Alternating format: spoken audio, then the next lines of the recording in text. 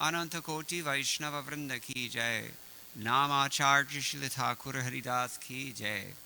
प्रेम से कहो श्री कृष्ण चैतन्य प्रभु नित्यानंद श्री अद्वैत गदाधर शिवासादि गौर भक्त वृंद की जय। श्री श्री राधा कृष्ण गोप गोपीनाथ श्याम कुंद राधा कुंद गिरि गोवर्धन की जय। वृंदावन धाम की जय। नवद्वीप मायापुर धाम की जय। गंगा देवी की जय। उमामयी की जय। भक्ति देवी की जय। तुलसी मानी महारानी की जय। समवेत भक्त वृंद की जय। श्री हरिनाम संकीर्तन की जय। ग्रंथराज श्रीमद् भागवतम की जय। इस्कान बीबीटी संस्थापक आचार्य श्रील प्रभुपाद की जय।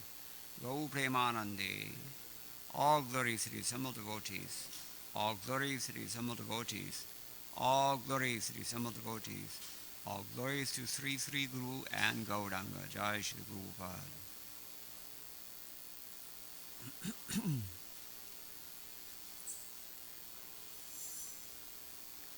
Om Namo Bhagavate Vasudevaya. Om Namo Bhagavate Vasudevaya. Om Namo Bhagavate Vasudevaya. Narayanam Namaskritya Naram Chaiva Narottamam Devim Saraswatim Vyasam Tato Jayamudirayet Nashta Praishva Bhatreshu Nityam Bhagavata Sevaya Bhagavatyuttama Shloke Bhaktir Bhavati Naishtiki Krishne Swadhamopagate Dharmajnanadibhisah Kalau Nashtadrishamesha Puranarko Dhunoditah. This is Grantharaj Srimad Bhagavatam, Canto 3, Chapter 5, Text number 13. Sa Shradadhanasya Vivardhamanam Viraktim Anyatra Karoti Pungsaha Harehe Padanusmriti Nirvrtasya Samasta Dukkha Apyayam Asho Dhatte Sashradhanasya Vivardhamana Virakti Manyatra Karoti Pungsaha Harehe Padanusmriti Nirvritasya Samasta Dukkha-pyayam-ashu dhatte.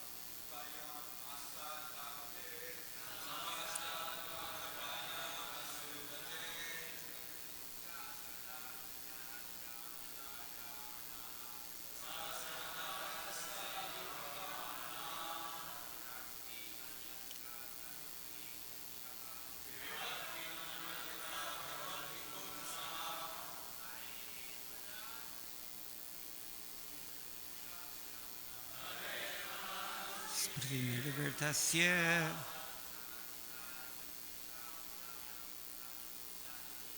samasta-dukkha-pyayam-ashvidhatte. Ladies,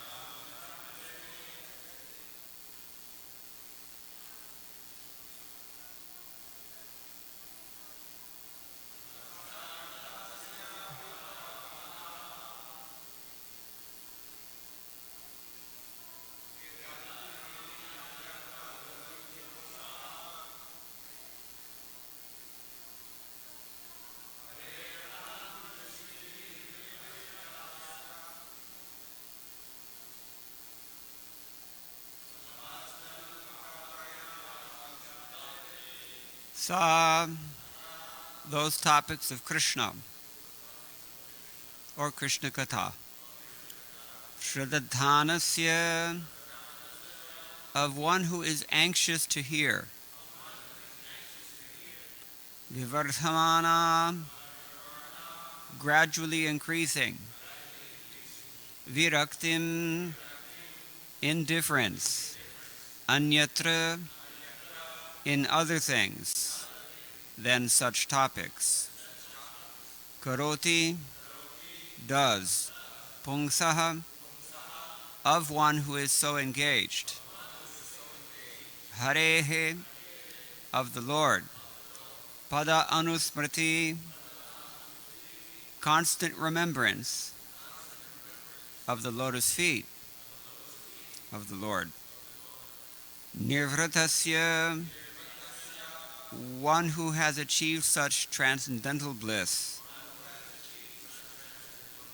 Samasta dukkha, all miseries. Apyayam, vanquished. Ashu, without delay. Datta, execute. Translation and purport by His Divine Grace A.C. Bhaktivedanta Swami Srila Prabhupada. For one who is anxious to engage constantly in hearing such topics, Krishna-katha gradually increases his indifference towards all other things. Such constant remembrance of the lotus feet of Lord Krishna by the devotee who has achieved transcendental bliss vanquishes all his miseries without delay. Please repeat. For one who is anxious to engage constantly in hearing such topics, Krishna-katha gradually increases his indifference towards all other things. Such constant remembrance of the lotus feet of Lord Krishna by the devotee who has achieved transcendental bliss vanquishes all his miseries without delay. Purport by Srila Prabhupada. We must certainly know that on the absolute plane, Krishna-katha and Krishna are one and the same. The Lord is the absolute truth, and therefore His name, form, quality, etc., which are all understood to be Krishna-katha, are non-different from Him. Bhagavad Gita, being spoken by the Lord, is as good as the Lord Himself. When a sincere devotee reads Bhagavad Gita, this is as good as seeing the Lord face to face in His personal presence. But this is not so for the mundane wrangler. All the potencies of the Lord are there when one reads Bhagavad Gita, provided it is read in the way recommended in the Gita by the Lord himself. One cannot foolishly manufacture an interpretation of Bhagavad Gita and still bring about transcendental benefit. Anyone who tries to squeeze some artificial meaning or interpretation from Bhagavad Gita for an ulterior motive is not Shraddhatana Pungsaha, one engaged anxiously in bona fide hearing of Krishna-katha. Such a person cannot derive any benefit from reading Bhagavad Gita, however great a scholar he may be in the estimation of a layman. The Shraddhatana, or faithful devotee, can actually derive all the benefits of Bhagavad Gita because by the omnipotency of the Lord, he achieves the transcendental bliss which vanquishes attachment and nullifies all concomitant material miseries.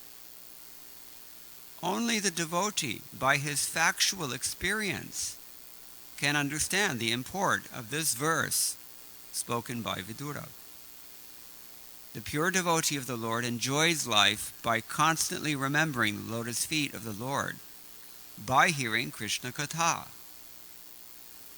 For such a devotee, there is no such thing as material existence. And the much advertised bliss of Brahmananda is like a fig for the devotee who is in the midst of the transcendental ocean of bliss. Oma jnanatimarantasya jnananjanashalakaya chakshuranmilitam yena tasmai Shri Gurave Namah. Mukam karoti vachalam pangum lankhayate girim yat kripatamaham vande Shri Gurum Dinataranam. Vanchakalpatarupshasya kripa sindhubhya evacha paritanam pavanebhyo vaishnavebhyo namo namah. Jaya Shri Krishna Chaitanya Prabhu Nityananda Shri Advaita Gadadhara Shivasadi Gaur Bhakta Vrinda. Hare Krishna, Krishna Krishna, Hare Hare, Hare Rama, Rama Rama, Hare Hare. Very special verse today. The subject of this verse is Sa. Sa means she. She? Many languages have genders for their nouns. Spanish is one of them. In Sanskrit, we have 3 genders: masculine, feminine, neuter. So nouns are ascribed with gender. And this is a personal pronoun, sa, her. But it's her only because it's describing something which is feminine. What is that? In this verse, it's not there. According to Srila Jiva Goswami, it refers to the previous verse, text number 12, we heard yesterday. Harehe katha, the topics about Hari. Katha, the word katha is feminine. This is the point. So it refers to Krishna-katha. This is the idea. And Viraraghavacharya of the Sri Sampradaya, he also concurs. Sa means Harikatha. But Madhvacharya says differently. Madhvacharya says it refers to mati, one's attention.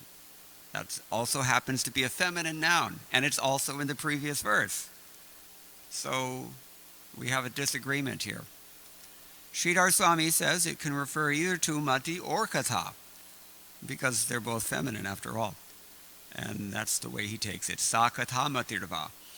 So this is the point. Whether we're talking about our attention focused on Krishna, which produces this transcendental bliss that is enough to drown out the miseries of material existence, or whether we're talking about the katha itself, which is innately powerful, being Krishna himself, this is the subject of the verse today.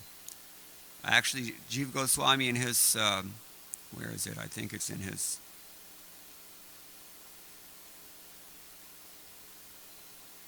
Bhakti Sandarbha, perhaps, I don't remember. Maybe Krama Sandarbha. He emphasizes this in commenting on this verse, that Krishna and Krishna-katha are non-different. This is the point that Prabhupada takes up in his purport. Yeah, this is Krama Sandarbha. Sa Harehe Katha. So he takes it clearly, Hari Katha. Samasteti Shri Hari Sakshat Karene Iti Bhava. The idea is that Hari Katha is everything to a devotee because it's non-different from Krishna. We heard Srila Prabhupada explain very esoteric thing this morning after Mangalarti about Kama Gayatri. So in exactly the same way, the Kama Gayatri is the flute of Krishna, and the Srimad Bhagavatam is the smiling face of Krishna, especially the 10th canto. But any kind of Krishna-katha, it's non-different from Krishna. What is that? Nama Chintamani Krishna Chaitanya Rasa Vigraha Purnashattha Nitya Mukto Abhinatun Nama Naminoho. There's no distinction between the name and the person who is named. We're talking about Harinam now. That's another thing that's not different from Krishna, Tadiya. So, this is the topic of today's verse. And our focus on these topics of Krishna is what increases our taste for hearing. Our acharyas have described in commenting on the beginning of the 10th canto, first 3-4 verses, 4th verse in particular, famous verse. Anybody know? Nirvritta tarshe rupagiyamana bhavaushadhat shrotra manobhiramat ka uttama shloka gunanuvadat puman virat jeta vinapashuknat. There the idea is that for the person who is done with material life, when he tastes Krishna-katha, it really does something for him. It's different. There are 3 kinds of hearers, according to Vishwanath Chakravarti Thakur and others. The liberated souls, muktas, those who want liberation, the mumukshus, and those who are materialists, and more than materialists, sinful rascals. The ironic thing is that none of them actually experiences full satisfaction from Krishna-katha, but for very different reasons. The muktas cannot get enough of Krishna-katha. For that reason, they're never satisfied. This is the point of these verses that we're hearing in this passage from Vidura. And the mumukshus who are desiring liberation, here they're called shradadhanas, people, and it's interesting because shradadhana actually means somebody who has faith. But actually, Srila Prabhupada consistently translates it here, not only in his word-for-word synonyms, but in his translation and again in the purport. He paraphrases. Shradadhana means somebody who is anxious to engage constantly in hearing. We're not like that. We can handle half an hour in the morning, or on Sunday afternoon, or, once in a while. But all the time, that's like way over the top for most of us. So what does it mean? Yes, we are mumukshus, we're aspiring after liberation, but we're aspiring after other things as well, unfortunately. Think about it. Your faith, what is that? Krishna says, Shradhamayo ayam purushaha. Whatever your faith is, that's you. That's what you are. Look at your body in the mirror. This is the result of your faith. Your faith produced this thing. And as long as we maintain the same kind of faith, we will keep taking the same kind of material bodies, one after another after another. But when we purify our faith, intensify, deepen our faith, then we actually go somewhere. So faith, adau shraddha, faith is the root, it's the beginning thing. And we hear, if we study carefully Bhagavad Gita chapter 17, and it continues into 18, faith is of 3 kinds. You can have sattvic faith, you can have rajasic faith, you can have tamasic faith. What kind of faith do you have? Well, that's what you are. So it's very important.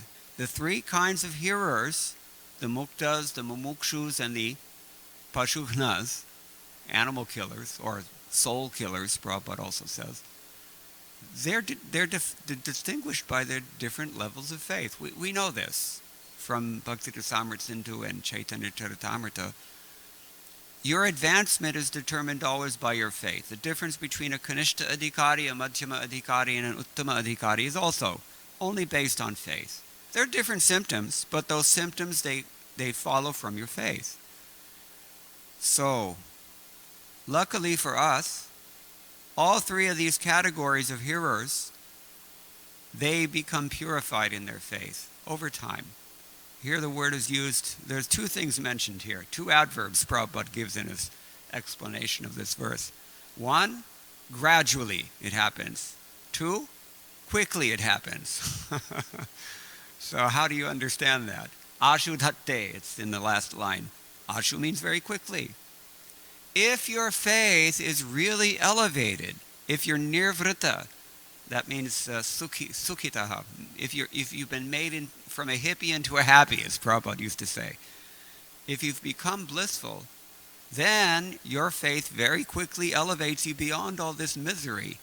My God, what kind of miseries do we have in 2022? It's ridiculous, isn't it? So, faith is important, and we have to make a distinction. We have to very clearly understand what is the situation with ourselves. Are we liberated souls? Probably not. Most likely we aren't, but it's possible. Are we aspiring for liberation? Well, yeah, but as we said, we're also, I saw them on Sunday. Archita Prabhu told me that when you give the lecture, expect that about 1 o'clock, half your audience will leave. Why? Because their faith is in socializing with their friends and, taking prasadam happily, and maybe they come just to play mridanga and whatever. That's the kind of faith. They're also mumukshus, otherwise they wouldn't be coming, but it's mixed. This is the problem.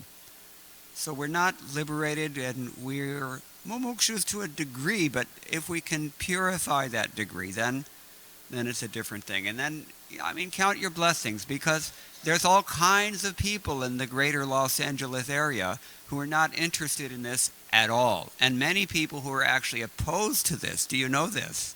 There are people working around the clock, 24 hours a day worldwide, just to make sure that they erase any trace of Krishna consciousness from the face of the earth. Yes, they're doing that. Deliberately, consciously, and very diligently. I won't name particular parties, but they're there. And they're called Pashugnas. These are the people, when they hear Krishna consciousness, they get angry. They get irritated by it, and they don't like it. They try to get rid of it. So,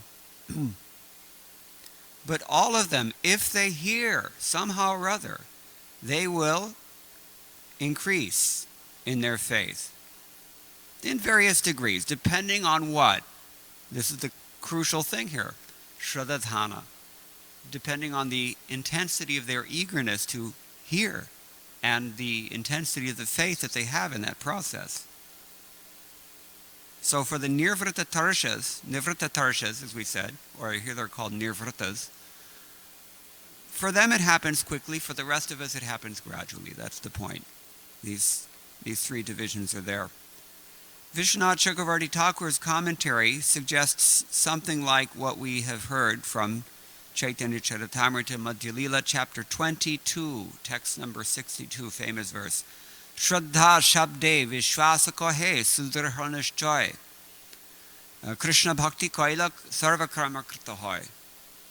A person who has really strong faith, he believes that all I have to do is hear eagerly, constantly. And everything that I need actually is taken care of. The problem is that we believe we need things that are not really necessary. That is our illusion. So our faith is watered down in so many ways. But Shraddha means confident, firm faith that by rendering transcendental loving service to Krishna, one automatically performs all subsidiary activities. This faith is favorable to the discharge of devotional service. So how many of us are actually on that level of absolute faith? He calls it that faith that parama purushartha. You actually believe that your topmost aim in life is this Krishna consciousness, and particularly hearing with eagerness at every moment. Now, what do we do if we're not so detached like that? That's the real question. In Hari Bhakti Vilas, Sanatana Goswami quotes this verse, today's verse, in Hari Bhakti Vilas, and he says, it shows what he calls Parama Vairagyotpadakatva, the fact that pure devotional service creates detachment. Have we heard this elsewhere? Devotional service creates detachment. Anybody know the verse I'm thinking of? First Canto, Chapter 2.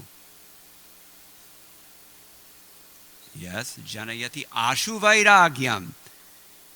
The Bhagavatam is a little more optimistic than this verse in that chapter. It very quickly generates detachment. Some detachment, but the degree of detachment, it matters. That depends on our intensity. So, how is this so? In yesterday's verse, Vishwanath Chakravarti Thakur, he explained very nicely, the minds of men absorbed in material pleasure become controlled by Vyas through stories about Artha and Kama, in order that their minds enter into sections such as Bhagavad Gita and Narayaniya. Narayaniya is the appendix of the Mahabharata. They have mundane things. If you read Mahabharata, you don't find so much that Krishna is so front and center emphasized as the Supreme Personality of Godhead and that bhakti is the only worthy goal in human life. You don't find that so much. It's there, certainly, but there's a lot of other things, because otherwise, how are we going to get any taste for it? People need to hear some masala, as we say in Hindi, spice. So for the materialist, the spicy things are what? Sex and violence. Hollywood knows this. You have to put that in there. And Mahabharata is full of this. Puranas in general are full of these things also. But they're done in such a way that they elevate. This is what he says. When they become attracted to those topics, then they become elevated. Otherwise, by not listening to spiritual topics, they would never touch them. Like the Pashugnas. They don't want to hear it. I don't waste my time, they tell us when we go on book distribution. Then he quotes some nice verses from Itihasa Samutchaya. The question is raised there. What result can be attained by describing the lust of lusty men and the greed of greedy men, except to send them to the darkness of hell? But in the Mahabharata, lust and greed are described in such a way as to purify people's hearts. And moreover, they're condemned by stories that have pure meaning. Otherwise, why would the most merciful and learned Vyas describe lust and greed, which are the cause of bondage to terrible material existence? This is the whole point of these other Puranas, and we know from chapter 5 of the first canto when Narad Muni chastised Vyasadeva that you're not been direct enough. Yes, you're attracting people. I guess you can call this bridge preaching. Yes, you're very attractive presentation, that's there. But you got to make sure that you're actually elevating somebody. Bridge. A bridge is supposed to go somewhere else than where you are. This is the point. So in this spirit, Chanakya Kautilya also in his Niti Darpan, he quotes, Pratar Dyuta Prasangena Madhyahne Stri Prasangataha Ratrau Chauda Prasangena Kalo Gachanti Dhimatam. Very witty, he says. The time of the wise passes while discussing gambling in the morning, women during the day, and thieves at night. What does that mean? What does it mean? Think about this. Mahabharata, Yudhishthira, Pandavas, they were gambling. Draupadi Harana, Chira Harana, that whole pastime happened as a result of gambling. Even Bhagavatam we find some gambling is also there. That's how the king of Kalinga received his free dental work. So in the morning they're hearing Mahabharata, Madhyani Stri Prasangataha, hearing about a woman during the day. Which woman? Sita. That's Ramayana. And Ratrau Chauda Prasangena. In the evening we hear about thief. Who is the thief? We know. Payasya chaudas paradara chauda srivastra chauda suravriksha chauda sangsara chauda sakaladhi chauda shriyapate tvam navanita chauda. My dear Lord of Lakshmi, you are known as Navanita Chora, or as we sing in the morning, Navanita Taskara, thief of butter. You have stolen milk products in Vrindavan, Paya Suchoda. Paradara Choda, you steal women's clothing. Yes, this is there in the Bhagavatam. Stri Vastra Choda, Paradara Choda, you take other people's wives also. Yes, that's also there, he does it. Sangsara Choda, you steal away material existence. Sakalati Choda, actually you steal everything. Mrityu Sarva Harashchaham. Shriyapate Tvam Navanita Choda. Discussing this in the evening is the ultimate goal of life. So in this way, this is called Subhashita, a well-put phrase. They discuss the gambling in the morning, women in the midday, and thieves at night. Okay. So, this works. Srila Prabhupada has commented on the verse we've already mentioned, 10.1.4. Karmis, or persons attached to material sense enjoyment, generally cannot give up their material desires. But Krishna-katha is such a potent medicine that if one is induced to hear Krishna-kirtan, he will certainly be freed from this disease. Srila Prabhupada ki. He goes on to say, a practical example is Dhruva Maharaj, who at the end of his tapasya was fully satisfied. When the Lord wanted to give Dhruva a benediction, Dhruva refused it. Swamin krithartosmi varam nayache. My dear Lord, he said, I'm fully satisfied. I do not ask for any benediction for material sense gratification. Now, Srila Prabhupada brings it to ISKCON. We actually see that even young boys and girls in the Krishna consciousness movement have given up their long practice of bad habits like illicit sex, meat eating, intoxication, and gambling. Because Krishna consciousness is so potent that it gives them full satisfaction, they are no longer interested in material sense gratification, end quote.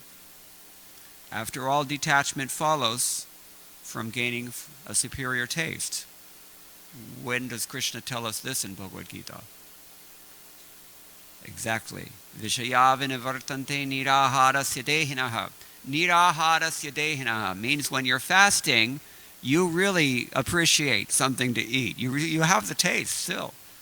We're not fasting every day, so we know very well. It's fresh in the memory, so to speak, what eating is like. And so it's difficult to fast. But when we have a higher engagement and a higher taste from that engagement, we automatically forget. This is, every devotee knows this, if we're serious. Narasimha Dev Jayanti is coming up, so you'll get an opportunity. Absorb yourself in devotional service all the way until dusk. You won't even notice the time passing. The higher taste. So, Viragavacharya therefore glosses the word here, nirvritasya, as sukhitasya. Those who are truly happy. They've become happy. In Bhakti Sandarbha, Anuchhed 3.10, Jiva Goswami also quotes this verse. Famous verse, it seems. Today's verse. You wouldn't know it, would you? And indirectly he glorifies the genuine attachment to Krishna that eventually develops when we hear faithfully every day, whether we like it or not. That's called discipline. He says, now, Raganuga bhakti will be discussed. When a person develops a taste for a particular type of raga, but has not actually developed such raga, and the heart like a crystal glows with the rays of the moon of that raga, he develops a taste for the mode of ragatmika bhakti, which is described in the scriptures. We don't really know what Radharani and her friends experience. We don't know what Nanda and Yashoda experience, even Krishna's boyfriends. We don't really know, but we have some attraction because the glow is reflecting on the crystal of our heart, that same color. Whatever you associate with, Rupa Goswami says, our hearts are like crystals, and they reflect whatever our association is. The same color, you put it next to something red, it becomes red. Green, green. Blue, blue, ityadi. So,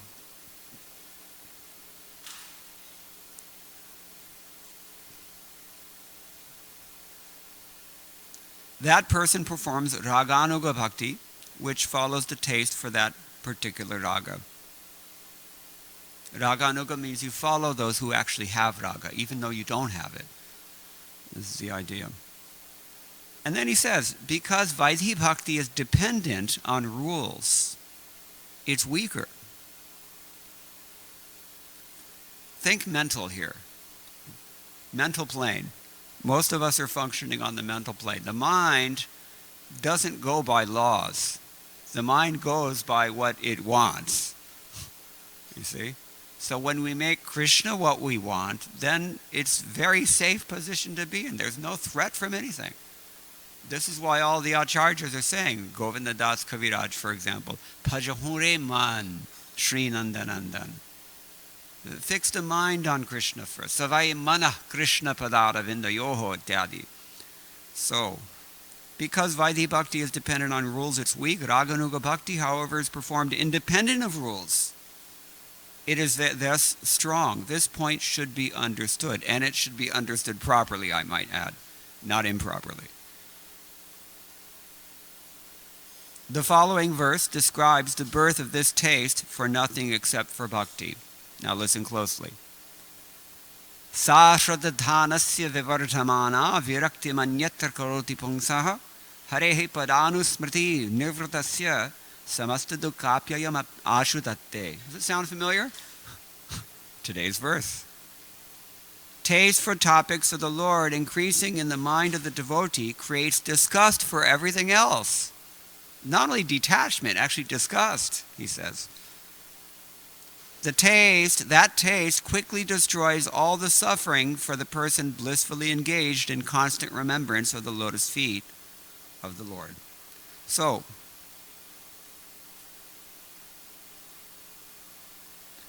the previous verse refers to the topics of the Lord which capture the mind, like Mahabharata, others kind of quasi-worldly shastras are there. They catch the mind, but they direct it towards what? Sadhu Sangha and Shravana Kirtana. And that process quickly develops into this taste. All we have to do is submit. We just have to be faithful and obey the spiritual master's instructions. Follow the process of Vaidhi Bhakti, Sadhana Bhakti. Eventually that should bring us to the platform of Raganuga Sadhana Bhakti.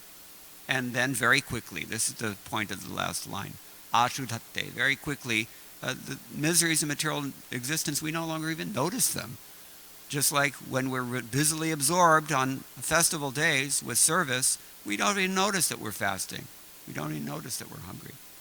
This is the idea. Okay, so I think the time is up now. Just a few things I wanted to mention in Srila Prabhupada's purport. Just want to underline these sentences. First, he says, we must certainly know that on the absolute plane, Krishna-katha and Krishna are one and the same. This is imperative. The verb is imperative. You have to do this. You have to know this. Certainly you have to know this. We should think about that. When a sincere devotee reads Bhagavad Gita, he associates with Krishna directly, but when a Pashukna doesn't, he doesn't do the same thing. Because one of them is sincere and the other one is not. And he says those who are twisting and twangling for their own purposes, they can't get any benefit, even though they're highly respected. There's a lot of these people, actually. I used to work with them. They know our books better than we do. But they're not willing to budge in terms of surrender. So they can't understand a thing. And then finally he says, by the omnipotency of the Lord. We can't understand how it happens, but Krishna's mercy is all-powerful. And by that inconceivable omnipotency, we get a kind of transcendental bliss that vanquishes all of our attachments and all of our sufferings. Only the devotee can actually have this experience factually and can understand the purport of this verse spoken by Vidura, Srila Prabhupada says. So in this way, the pure devotees enjoy life by constantly remembering the Lord's lotus feet. Thank you very much. All glories to Srila Prabhupada. Any questions? Any comments? Do we have time? No questions? Yes.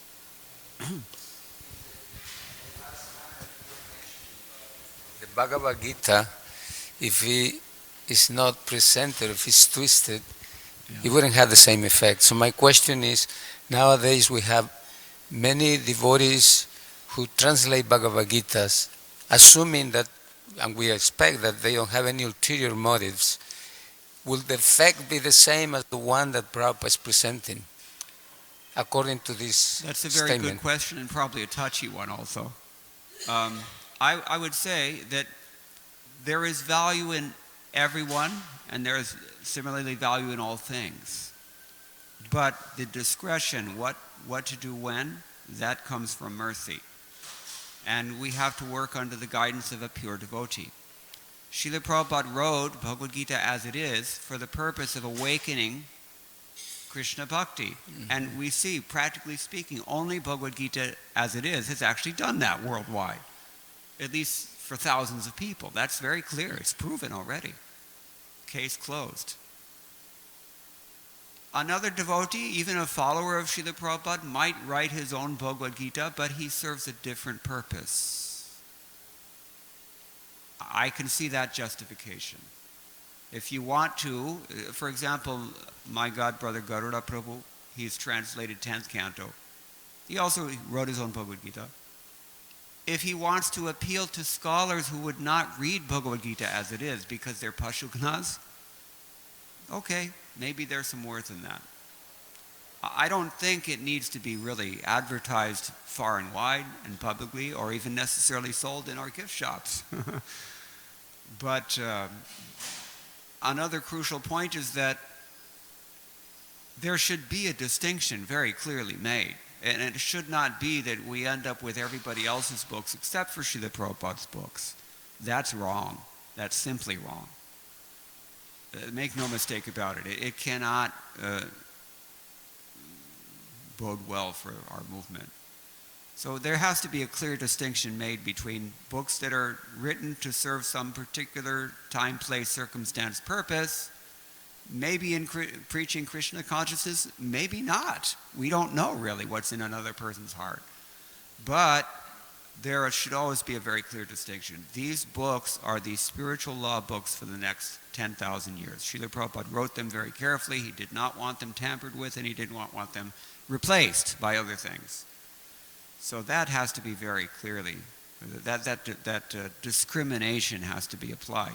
Discrimination is the key word of Madhyama Adhikar.